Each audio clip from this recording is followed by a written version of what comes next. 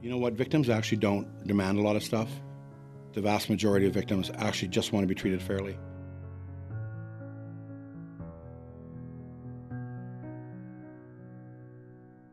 My name is Floyd Wiebe, and on January the 5th, 2003, my 20-year-old son, TJ Wiebe, was murdered by 4 young men. I am Dr. Dawn Harvard, and I'm from the Wacomiconk First Nation on Manitoulin Island, and I am the interim president for the Native Women's Association of Canada.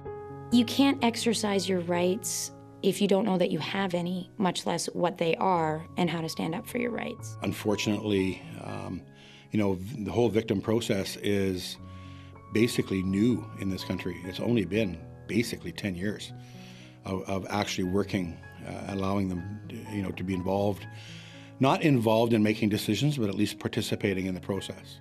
Organizations like the Native Women's Association of Canada are really putting themselves out there. We are trying to be that voice and bring these concerns forward. But at the same time, one of the things we believe is really important is that it's not so much my job to speak on behalf of anybody, but to really work to create those forums, to create those opportunities for the victims to speak for themselves, whether it be victim impact statements, which is typically the way that victims are provided the opportunity to have their concerns, to explain how this situation has impacted them, and how often we see our people, handed a piece of paper and told, this is the form. Now you need to go home, take this form, fill this form out, and you bring it back, and that's the only way that your concern, your voice is going to be heard by, perhaps the judge or whoever it is who needs that. There's an entire army of people who are being employed to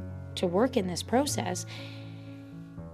If you know that this is a remote fly-in community, and you know that, statistically, if you just look at the Canadian statistics, that a large number of people in this kind of community are going to have minimal education levels. They're going to have minimal literacy levels and language challenges. So what is our obligation to make sure that we have those translators, and not look at it so much as those victims don't have what is needed. They have the skill, they have their language to express their voice.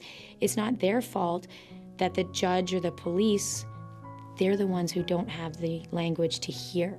And I've seen this happen to, Anishinaabe elders, people who have been victims, who need to have their concerns told, but they may not speak English, they might have literacy issues.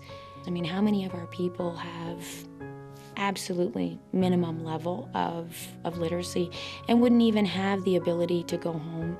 I have seen an elder come forward with, she had really sat down and worked to write her statement handwritten on a piece of paper, that she really struggled, and had some assistance with somebody to help her put her words down in that way and transcribe it for her. Only to be told that, no, that's not the appropriate form. It has to be in this particular form, and she's just handed the form and told to go back and have it put in the proper form and then bring it back. So if we're not aware of the literacy issues, of the language issues for people where English is not their first language, how valuable is a victim impact statement form going to be? How useful, how impossible is that form going to be for them? And how many people faced with that would just walk out and throw it in the trash and keep on walking and feel that nobody's really wanting to hear me anyways, because, here I was just one more time throwing up another barrier to having my voice heard, because it's not being presented in this so-called, proper format. And that's a real concern. For my very first parole hearing, I was called by the parole board to come to attend the parole hearing. When I asked how it worked, she said, well, what'll happen is the parole board will already be in the room.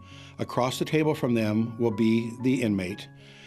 You will be brought into the room with your family and seated behind the inmate. And I said, okay, that makes sense to me.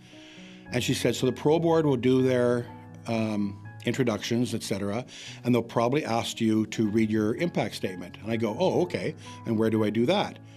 And she said, well, from where you are seated. And I go, I don't understand. You mean to tell me that I'm making my impact statement to the back of his head? Like, why would you call it an impact statement when I'm sitting in the back of the room like a second-class citizen that doesn't even count? And I demanded that I sit at the table where the parole board hearing was, and I had to go through hoops and bounds to get that done. Most victims, when they're told that they'll just sit at the back of the room, will just accept it. They don't understand that they can actually ask for more, and they don't. And when I asked them, why are you telling me that I need to sit in the back of the room? Their answer was, oh, we feel that victims don't really want to see the offender. And I'm going, how dare you make that decision for me? You let me make that decision. And you know what? I respect a person that may not want to see that person, but let them make that choice. Society needs to help both parties heal after this traumatic event.